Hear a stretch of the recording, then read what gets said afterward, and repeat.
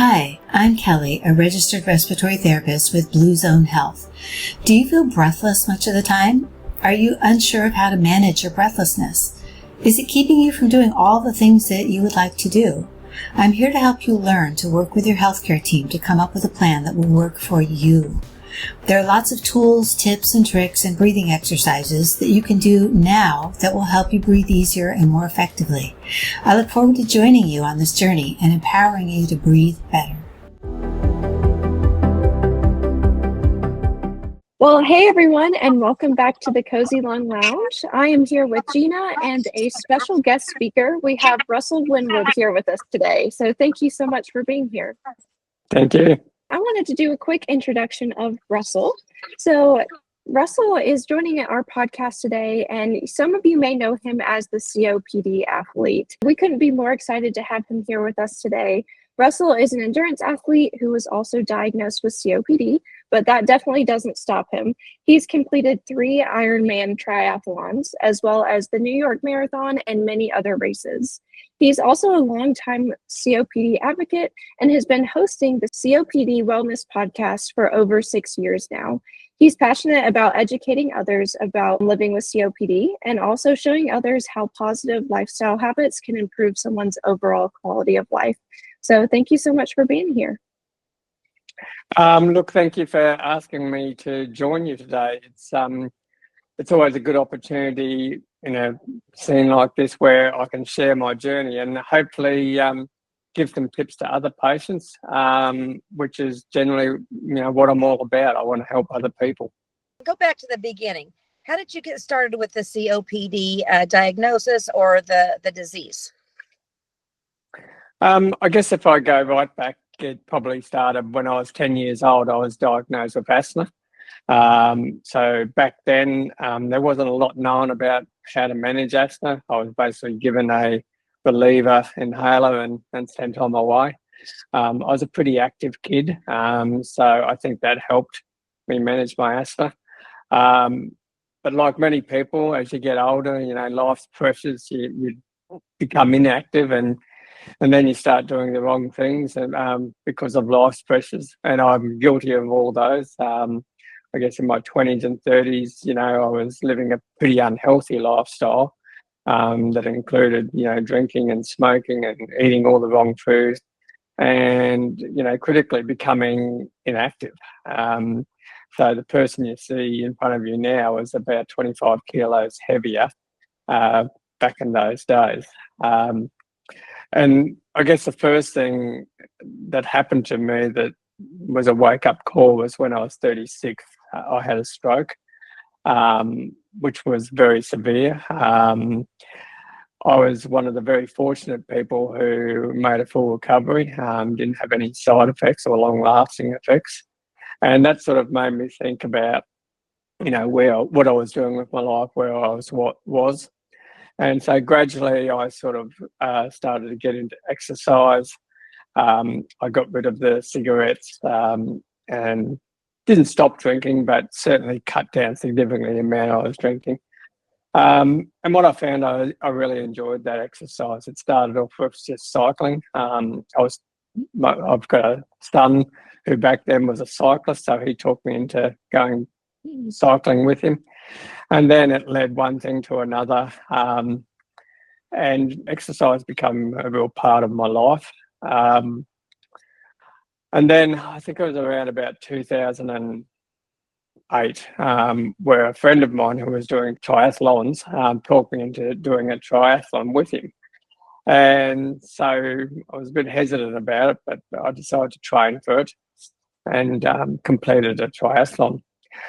In the background of this was I still had asthma, and it was very unmanaged asthma. And that was starting to take its toll on me. So when I was running or swimming or cycling, I'd get very breathless. But while I was training, I felt better than when I wasn't. So, it made me sort of stick to adopting exercise as part of my life. In about 2010, I decided I wanted to try and do an Ironman event. So for those of you who don't know, it's a and I'll use the Australian conversion because it's easier for me. A 3.8 kilometre swim, 180 kilometre bike ride, and then you finish it off with a marathon. And so that was my goal. So I started training for it.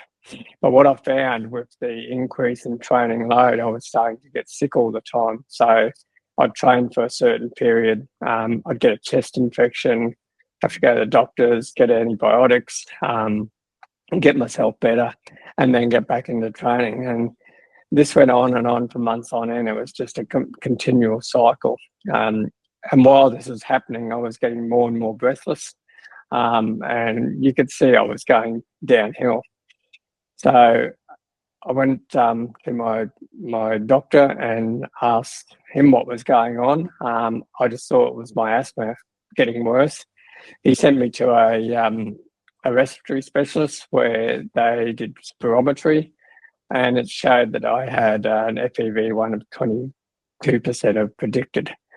And my diagnosis was COPD.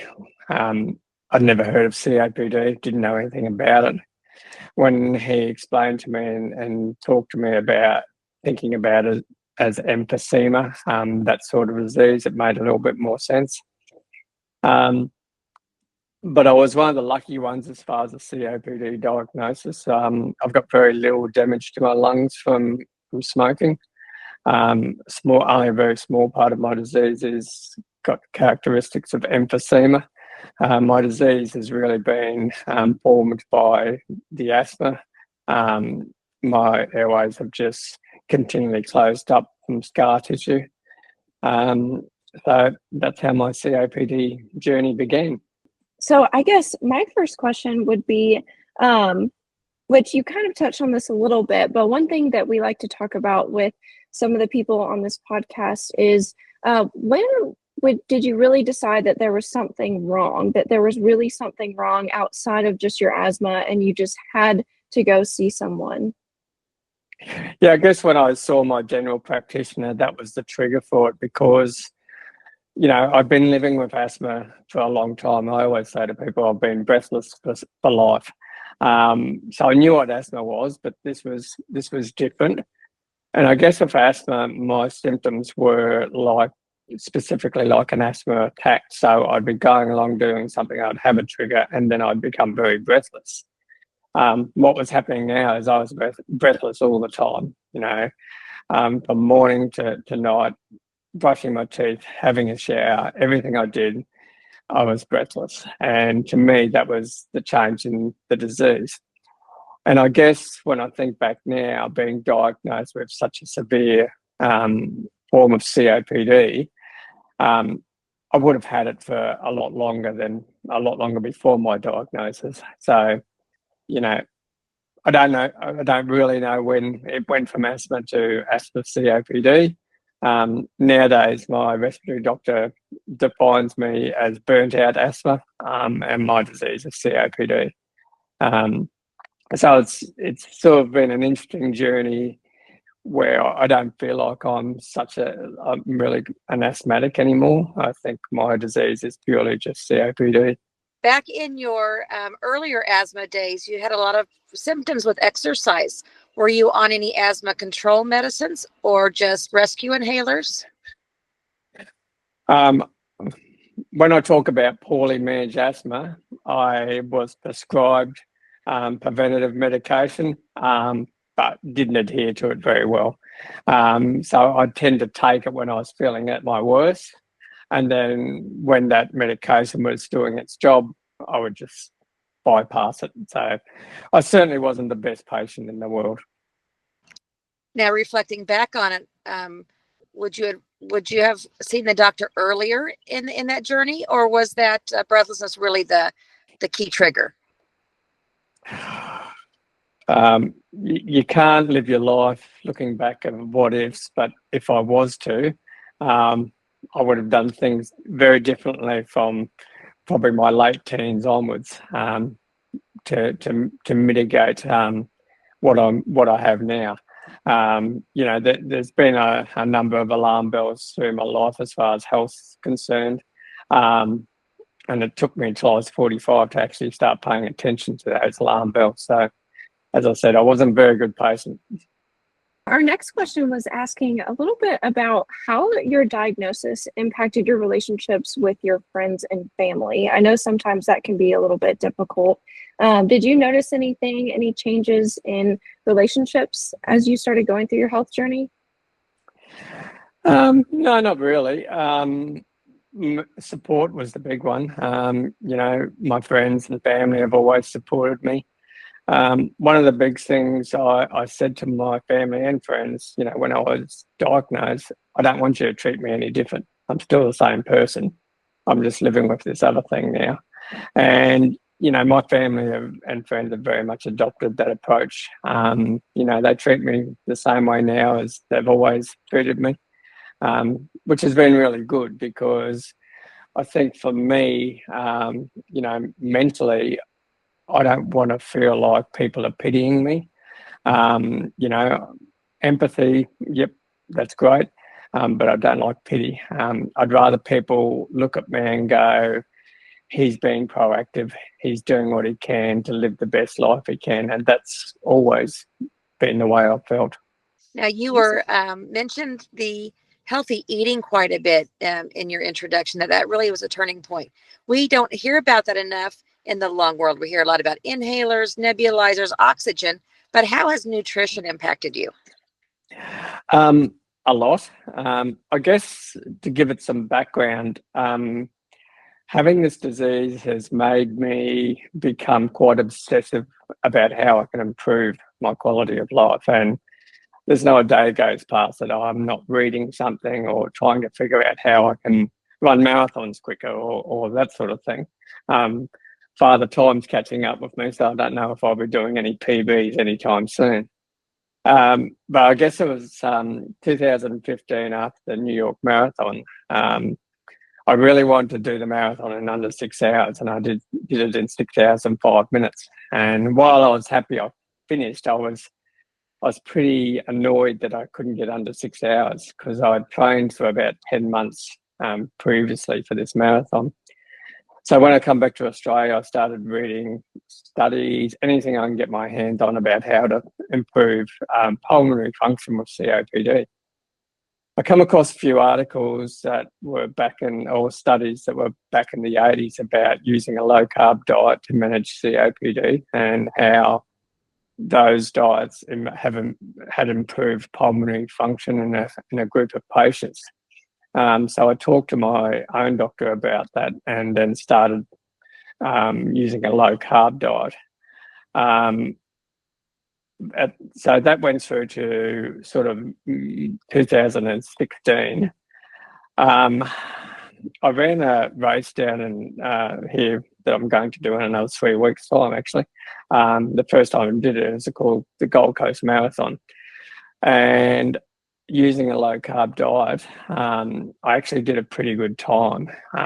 It was half an hour better than my time in the New York Marathon, so I thought maybe I'm onto something here.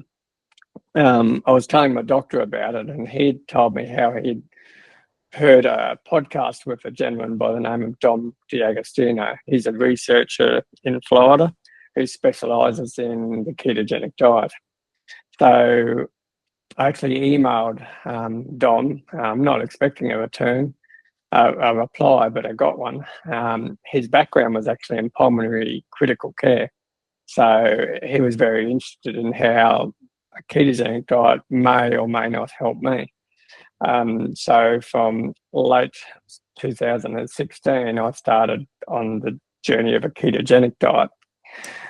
In 2017, I ran the London Marathon using a ketogenic diet, and I improved my time again by about 15 minutes. So within the space of a year and a half, I'd gone from running a 6:05 marathon to a 5:22 marathon. My training hadn't changed. In fact, my training had probably got a little bit less because I was being very specific with my training. So at that time, Dom had suggested me to start collecting some data, spirometry, blood tests, all that sort of thing, in the view of potentially writing up a case study about the effects of a ketogenic diet on COPD. We did that for the next 4 years, and then in 2021 we published my case study in Frontiers of Medicine. And what it showed is that I was able to improve my lung function by 38%. All my inflammatory markers had been suppressed. So when you looked at them initially, they looked like a COPD patient's inflammation markers should. By 2020, all those markers had been suppressed and I just looked like a normal person. So, that experience has definitely, showed me or highlighted that exercise is important, but nutrition is just as important. It's such an amazing thing to hear about. I definitely need to go back and read that case study. I'd love to learn a little bit more about that. Yeah, it was. It's interesting, and the thing is, it was a way for me. It was another tool in my toolbox to manage my disease, and that's how I looked at it. And to me, that's what it's all about. I don't see a silver bullet coming for COPD. For me, it's as gathering as many tools for the toolbox as you possibly can, so you can try and improve your quality of life. Absolutely. And when you were talking about exercise and training, I'm sure at the beginning it probably wasn't easy. And as a lot of people are out there trying to start their health journeys and starting exercise, what tips would you give them as they're kind of trying to start that? Number one thing I talk to patients about this all the time is consistency. And for me, that's been the key. So after I was diagnosed, I was in a pretty bad state. I'd go to work for 2 hours and then I'd come home and sleep for 6 hours. And mainly because the cost of breathing heavily was just making me exhausted all the time. So I started just simply walking around the block, and I'd do that every day.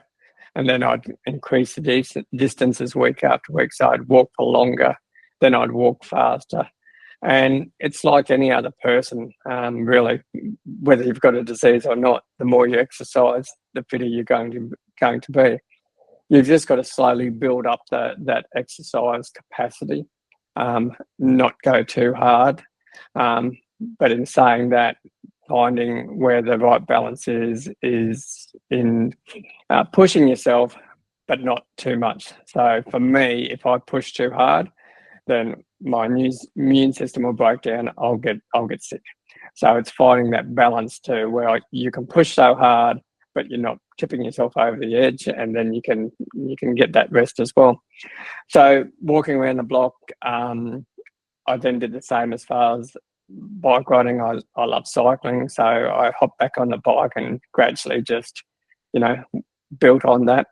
And I got to the stage where I sort of thought, I wonder if I could do a triathlon again. So I decided to get back into the pool and start swimming. But as soon as I started swimming, I just sunk because I couldn't kick and stroke without getting extremely breathless. So swimming looked like it wasn't going to happen until I got online and found a little device called a pool buoy. And it's a flotation device you put between your legs. So when you swim, it keeps you from your hips down float. So all you've got to worry about is your stroke.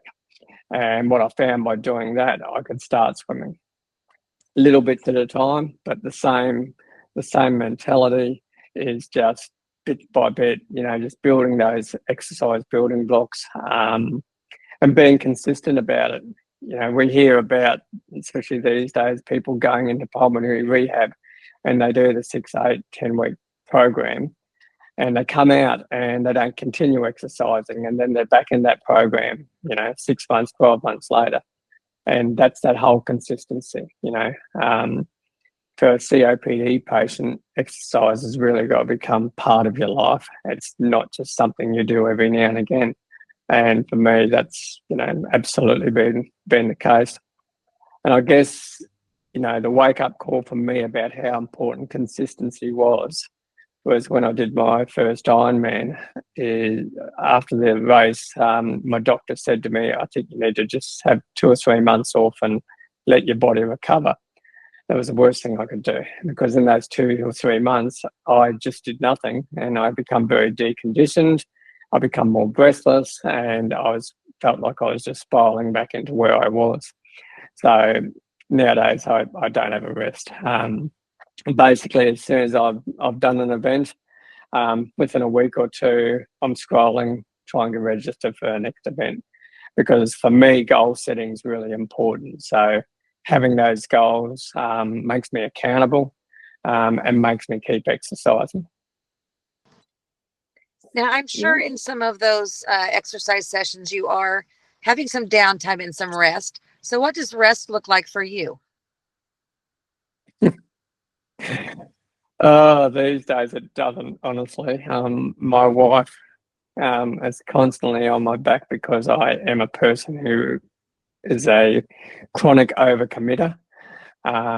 So we have a business that's 30 years old. That takes up a lot of our time.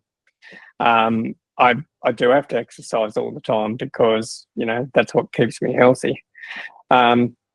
But in saying that, I guess for us, our down times is we have a caravan, so we'll go away in a caravan, and that's our downtime. I've just come back from the ATS conference in the US, so it's a long haul flight for us. It's a long way away. So while we're over there, we decided to stay for another week, and we went on a cruise. So that's downtime as well, even though for the 7 days, 3 days I hopped on the treadmill, but anyhow, you have to do these things. So yeah, but I mean, for me also, downtime is just helping others. I find that relaxing. Doing things like this where I can share my story. That's my hobby. That's what I love to do.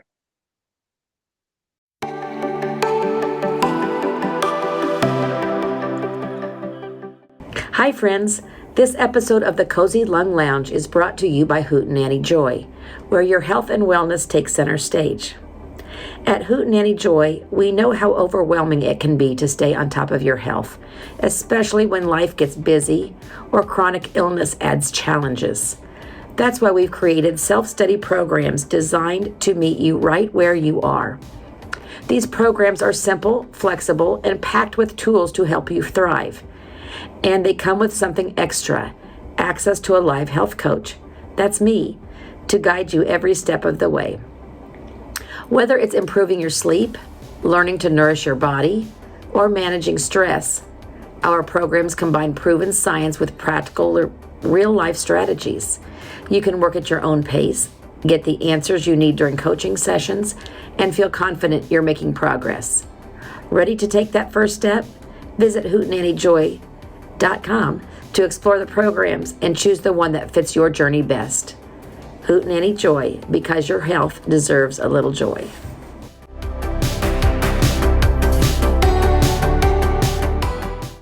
Well, other than exercise and nutrition and focusing on that, would you have any other specific advice to give somebody who's going through a similar health concern? Maybe they've just been diagnosed with COPD? I mean, there's a lot of things, and from the top, if you're a smoker, you've got to give up the cigarettes, because that's the number one thing you can do to improve your health.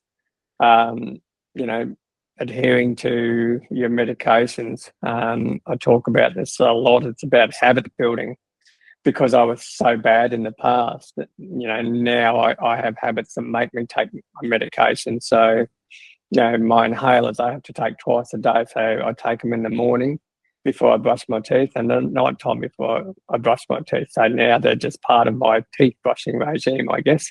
So I'm very adherent these days.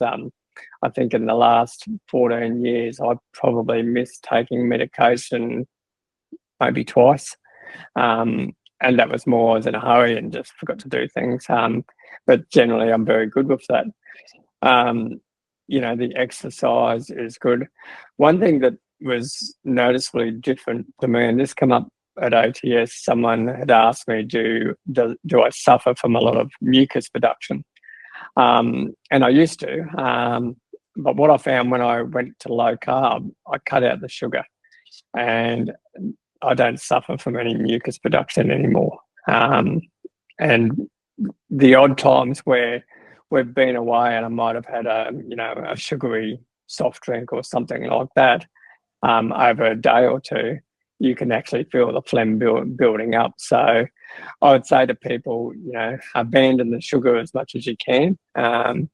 We know now that it hasn't got a lot of health benefits, but it can be detrimental to COPD patients. So that, diet, but, exercise is the big one. And, so many of us who have been diagnosed with COPD can fall in the category of non-exercisers. So we've never exercised. Here we are with a disease that makes us breathless, and you're going to tell us to make ourselves more breathless. And that's a hard hurdle for people to climb over. But I guess if they realise that the benefits on the other side far outweigh what they have to go through to get there, that's the key. Is you'll get breathless, but a professional athlete will get breathless when they train as well.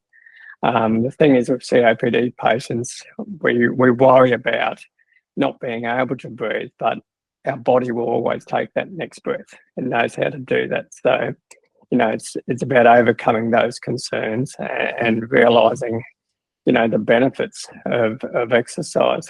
One of the reasons I do what I do is to show people that, I was diagnosed with very severe COPD. I still have very severe COPD, but I manage it in a way that I have a very good quality of life. Now, you talked a little bit there about breath work. Do you use breath work or any sort of breathing techniques to help with your COPD? Yeah, I do occasionally, especially diaphragmatic breathing, belly breathing, that sort of thing. I usually do that if I'm sort of more stressed, because for me, stress is a trigger to be breathless. So, but when I exercise, one thing that I've adapted to my exercise is actually pursed-lip breathing, and I do that when I'm running. Because I know I'm going to get suffer from dynamic hyperinflation, so I need to get rid of that dead air. And pursed-lip breathing is a really good way of doing that. And you can do it while you're exercising. It takes a little bit of practice, but once you get used to it and do it for a while, it just becomes second nature. Is there anything else that you feel like was a really big help for you, whether maybe like equipment that you used or advice that you got from somebody?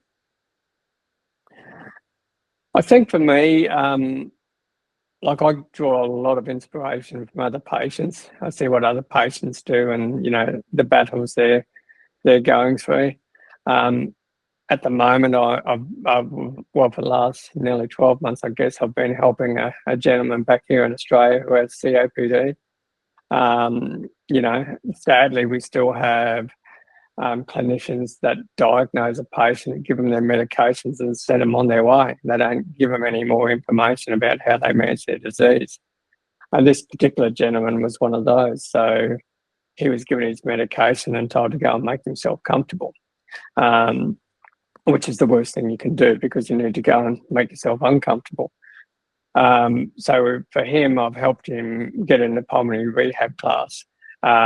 He's now got oxygen for when he exercises. And here we are 12 months later, and life's looking a lot better for him than it was initially. And I think it's a shame that I'm the one doing that, because that should never be my role. Clinicians need to be embracing this more, but sadly, I think some look at a patient and their spirometry numbers and basically write them off to the scrap heap. And as I always say, spirometry can measure your lung function, but it can't measure will, or it can't measure determination. And I've seen plenty of patients with that going on to do some amazing things with very low lung function. So, on my website, I've always had the caption, "Never let your disease define you." And it's so true. when I did my first Ironman, for me, it was like someone switched the lights on, because I wasn't this person who was, defined to the scrap heap. I could actually do things, and I could do things that some people can't do. So to me, it showed me that, never judge someone by their numbers, judge them by what they're doing. So for a patient, I think they need to embrace that as well. We're all capable. We've just got to find that will, find that reason, set the goals. And, with this gentleman, his goal was to be able to travel again. He's just retired. He wants to travel overseas. And so now he can do those goals. So, not everyone needs to run a marathon. That's my thing. I wouldn't recommend it to anyone, to tell you the truth, but it's what I like to do. But, to manage your COPD, well, you don't have to be running marathons. It's just about being active, being consistent, and just adopting healthy lifestyle choices. You are so inspiring. This year, I'm trying to actively prevent my chronic illness. So I'm going to have to keep remembering I got to make myself uncomfortable and just keep at it, because that's how you make progress. It is. And like last night was a good example for me. So as I said, I've got the Gold Coast Marathon in another 4 weeks' time. I haven't done anywhere near enough training for this, because I've had so many other things going on this year. Last night I went out and did a 17-kilometre run at night time in the cold. And there was plenty of things telling me in my head to go home and get warm and sit up on the lounge. But, the other side of the coin was, if I do that, then this Gold Coast Marathon isn't going to happen. And, that to me would be a big F, a big fail. So, you've got to keep yourself motivated. Absolutely. And sometimes just thinking about those goals, or setting, a timeline, and for your case, having those events that you're going to do is so helpful in keeping your goals. This is silly, but, if you plan a beach trip for the summer or something, and you're like, I've got to, I want to get fit, I'm excited, I'm going to the beach, or whether you're going on a trip somewhere and you need kind of motivation, like, hey, I want to be able to walk around and see the sights, and I want to be able to do that. Finding those things to really give you that motivation and have this end goal can be really helpful. Absolutely.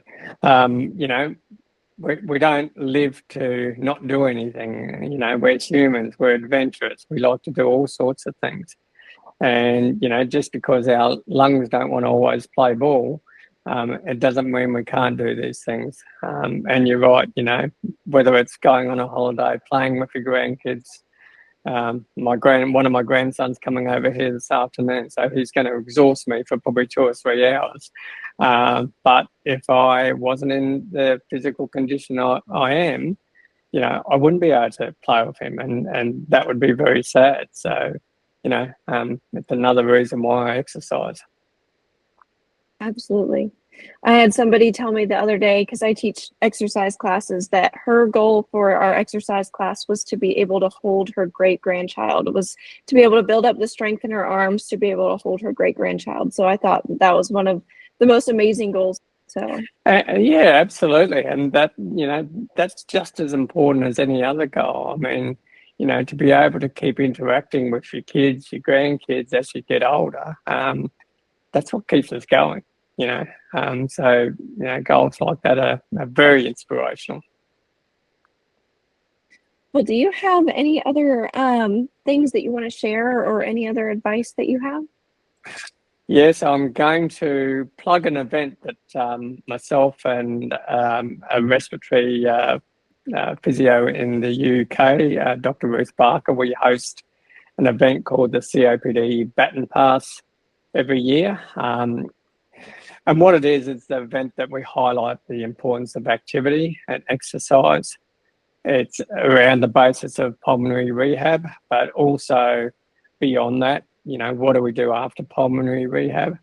The event runs for 24 hours. We have 3 links that sort of join together.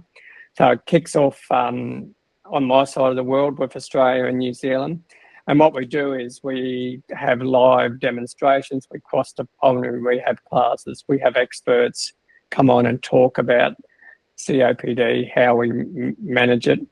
And that runs for 8 hours. And then we hand it over to the UK, where Bruce runs that side of the world. So it's Africa, UK, Europe, and the same sort of thing, what they're doing in those countries. And then from there, it goes over to a gentleman, Alan Hamilton, who runs the Americas and Canada. And this year will be our third year. Last year, we reached over 40 countries. So we're getting the message out there wider and wider. I think one of the inspirational parts of what we're doing is some of the sites that we have. And we have a site in Uganda where the clinic teaches pulmonary rehab, but they have no facilities, they have no equipment. So at the start of the session, the patients go and fill up milk bottles with water, and that's their weights, and that's what they use. And so, when you think of, our lives in the Western world where, we can go to a gym and have all these facilities, you look over there and see what they're dealing with, and that's very inspiring.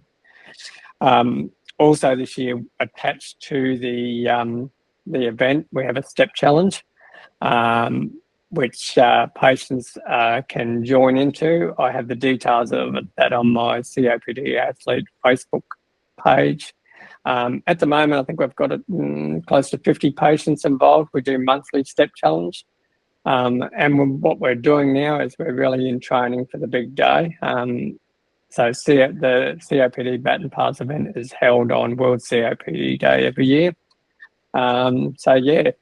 If people want to know more information, go to the website. It's www.copdbatonpass.org, or just look up COPD Baton Pass and I'm sure they'll find it. And if they want to be involved, they can certainly shoot an email. Our contact details are on that. We have we want to have the event so it's an equal contribution from patients and healthcare professionals. At the moment, we're trying to build up the patient involvement, which we are. So again, it's a way for patients to learn more about how to be active and how to manage their disease with activity. It's such an amazing program to be doing. Do you know about kind of what date or what time that's going to be? Yes, I'll be on World COPD Day. So when we get closer to the event, we'll be putting each link on the event page. So whether you're in the US, whether you're in Australia, New Zealand, or in the UK and Europe, you'll have your link. You just click on that and you join in the fun. Or you can be like I have to, and you can stay up for 24 hours and watch the whole lot of it. So, there's a lot of good information in there. And I think what's interesting is not only seeing what's happening in your own country, but also what's happening in other countries. We had some really good stuff, from the US, we had harmonicas for health. So people using harmonicas to exercise their lungs. In the UK, we had singing groups, so people singing. In Australia, we had hydrotherapy classes. So they're in the water and they're doing their PR classes in water. And there's all these different things. We hope to have a group this year that does dancing. So it's not just about the traditional exercise that we think of, running, gym, cycling, whatever. It's about anything that will exercise the lungs. So, as I say, look at the website when we get closer. The links will be there. But I urge patients to join in because they will get a lot of useful information. That sounds like an amazing experience. And last thing I wanted to ask you is about your podcast. So I would love to kind of hear a little bit about your podcast, just in case we have any listeners who haven't heard of you or your podcast. I just want to know what it's all about. So this was something I started off back in, I think it was 2016 or 17, out of frustration, because I was learning all these things about my disease, but no one had listened to me. And so I decided I'd start doing a podcast. And where that led is I then had experts come on and talk about what I was talking about. So we have nutritional podcasts there about the ketogenic diet. We have exercise podcasts. We have my wife on there talking about, and I wasn't involved in that episode, talking about what it's like to be a carer and the things that she's got to go through. I have my respiratory doctor on there talking about COPD and my COPD. I initially decided to just do 10 episodes. I always got told you should have a start and finish date back then, so I said 10 episodes and that's it. And I think I end up doing a couple more. I haven't done episodes for a number of years now because everything else has got busy. However, I'm not going to say this year, but I'm hoping this year we're going to kick it off again and it'll be part of the Baton Pass event. But certainly if patients want to learn more about nutrition and about ketogenic diets and that sort of thing, go onto the podcast. You can get it on Apple podcasts. So yeah, well worth a listen. I would say on that also, back then I was very much I took the line of everyone should be doing a ketogenic diet. But what things has taught me over time is not everyone can do it. I look at it now, it's a very useful tool for a toolbox. So people could use the diet for a week, for a month, whatever, and it's going to do them good. So yeah, they'll find out more information listening to those podcasts. Awesome. Well, we're definitely always looking for resources for everyone that we work with. So that's definitely a good one. And I guess if anybody has any interest in hearing more about those diets, then that's definitely something to check out. Thank you so much for being here. It was so awesome to hear your story. It's so inspirational what you do and exercising and really helping other people who are going through similar things. Well, it is my passion. I like to share what I'm doing in the hope that it does help others. I know it does because I've had people tell me so. And I think it's important for any patient, that managing their disease well, to show others what they're doing, because as patients we can learn from each other. Well, thank you so much for being on the Cozy Lung Lounge. I really enjoyed hearing your story. So inspirational, and I will be exercising every day from now on. Very good. Make sure you have a bit of rest in between. Absolutely. A good rest day is always important. Absolutely. Well, thank you again so much for being here. And for everybody else out there, we'll see you guys next time for our next episode of the Cozy Lung Lounge. Thanks for having me, guys. Thanks so much. See you later. Living with a chronic respiratory condition doesn't mean giving up the things you love to do. At Blue Zone Health, we're here to help you breathe easier and rebuild your strength. Our online cardiopulmonary rehab program offers tailored exercises, self-management training, and expert support from certified respiratory therapists. Accessible anytime, it's designed to reduce breathlessness, improve lung function, and empower you, all while connecting you with a supportive community. Visit bluezone.health and take the first step towards stronger lungs and a healthier future. Blue Zone Health. Breathe better, live better.